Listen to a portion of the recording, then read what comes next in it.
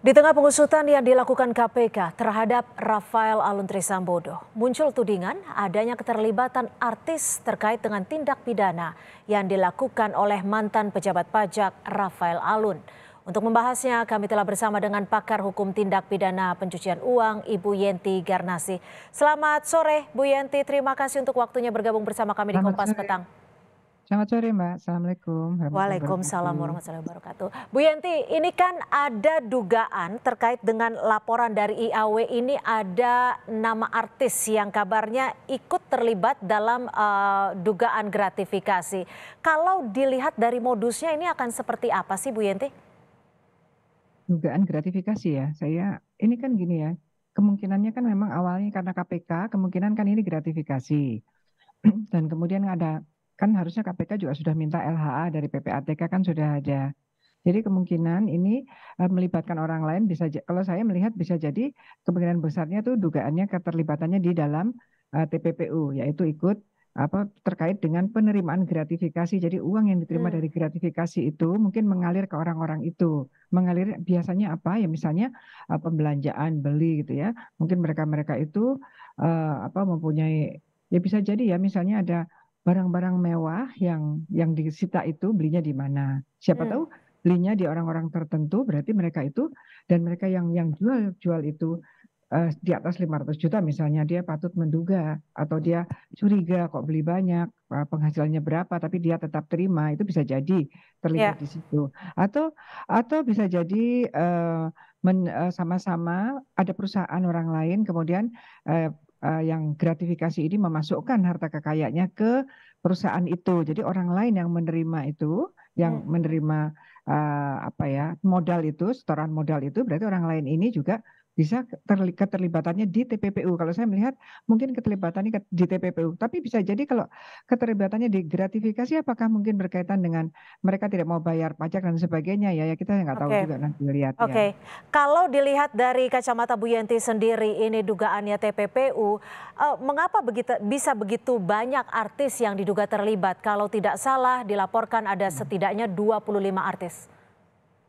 Ya itu seperti yang waktu itu ya, investasi ilegal itu kan ya banyak ya, Hmm. artis-artis ya. Ini kita kita harus secara sosiologis harus kita lihat ya, karena artis itu jadi panutan. Jadi artis itu juga, bagaimana membuat dirinya sedemikian rupa sehingga mereka juga gampang sekali terseret menerima menerima uang-uang dari hasil kejahatan dengan cara, misalnya ada pembelian-pembelian yang cepat dan sebagainya, atau dia melibatkan diri dalam dalam ikut menawarkan apa dan sebagainya. Memang Hmm. ini fenomena seperti ini, jadi mereka juga atau mereka bahkan ya, bahkan yang waktu investasi ilegal kan mereka juga ikut dari afiliator dan Iya, iya. sebagainya.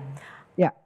Iya, eee Bu Yenti, kalau dilihat dari Bu Yenti sendiri, ini apakah akan lebih mudah mendeteksinya ketika ini, disebut melibatkan sejumlah artis? Ya harusnya kalau seperti sekarang ini ya jangan disebutkan dulu gitu ya, jangan sebutkan dulu. Kan yang melaporkan ya sudah melaporkan. Ini kan ini, sama yang 349 T itu ya, triliun itu.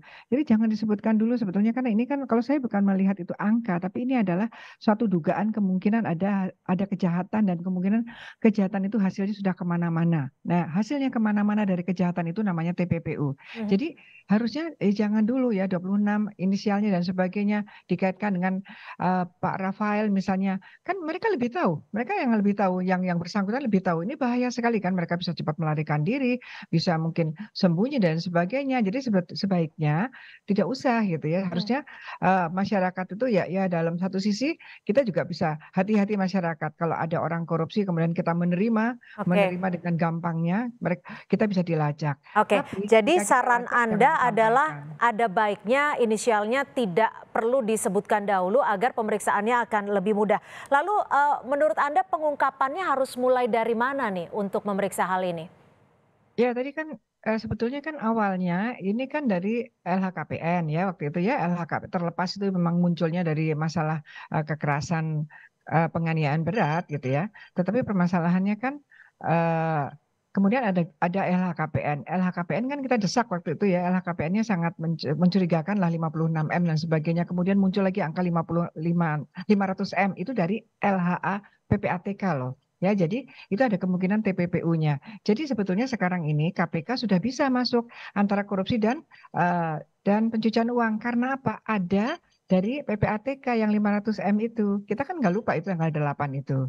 Mhm. Jadi itu juga penting, penting langsung lah. Biasanya gini, seperti Kejaksaan Agung ya, itu selalu menggunakan kejahatan asal korupsi langsung TPPU. Jadi kita berharap KPK menggunakan itu karena itu bukan saran, itu adalah amanat dari Undang-Undang TPPU pasal Ya. 75. Ya, Bu Yenti, jika memang betul setelah dilakukan penelusuran ternyata ada sejumlah artis yang terlibat, lalu menurut Anda apakah Rafael Alun ini bekerja secara sistematik, tidak seorang diri atau seperti apa? Ya kalau melihat pemberitaan itu dari 2009, 2011 ada catatan dan 2017 kan tidak mungkin ya sendirian ya. Artinya pasti ada yang lain lah. Kalau TPPU itu penggunaan saja, orang yang menggunakan saja itu sudah peserta TPPU-nya, jadi dia TPPU pasif gitu. Dia Hmm. tidak mungkin sendirian gitu. Kalau berkaitan dengan gratifikasinya, kemungkinan kan sudah disebutkan ada geng gitu kan. Nah itu kan juga dia harus diperdalam oleh KPK. KPK sendiri yang mengatakan bahwa dia tidak sendiri. Istilahnya sudah ada partisipan lah dalam melakukan kriminal itu ya, criminal offense itu. Bahwa tadi disebutkan bahwa ini adalah dari pembayaran kos dan sebagainya. Kita carinya bukan itu. Pada waktu dia bikin kos-kosan itu uangnya dari mana gitu. Mhm, mhm. Jadi ke hulu, bukan hanya di hilir saja. Di hilir dilihat nanti ada penerimaan dari kos-kosan, dari ini. Oke gitu ya. Tapi Ya, karena di TPPU jadi harus langsung waktu ya. bikin kos-kosan itu dari mana uangnya di atasnya? Apakah itu berkaitan dengan gratifikasi tadi yang diterima dibuat Baik. untuk kos-kosan? Jadi penelusurannya benar-benar harus dari hulu dan pemeriksaannya ini akan begitu besar karena Dari hilir, bagi siapapun yang menikmati Mbak dan ya, juga dari menggunakan hilir. uang ini bisa masuk dalam TPPU pasif seperti itu ya Bu Yenti. Terima Ya, kasih. dari hilir dulu, hilir ke hulu, nanti kalau sudah ada itu baru hulu ke hilir gitu kalau untuk Baik. orang lain. Iya, Baik, terima terima kasih. kasih Ibu Yenti Garnasi, pakar tindak pidana pencucian uang sudah bergabung bersama kami di Kompas Petang.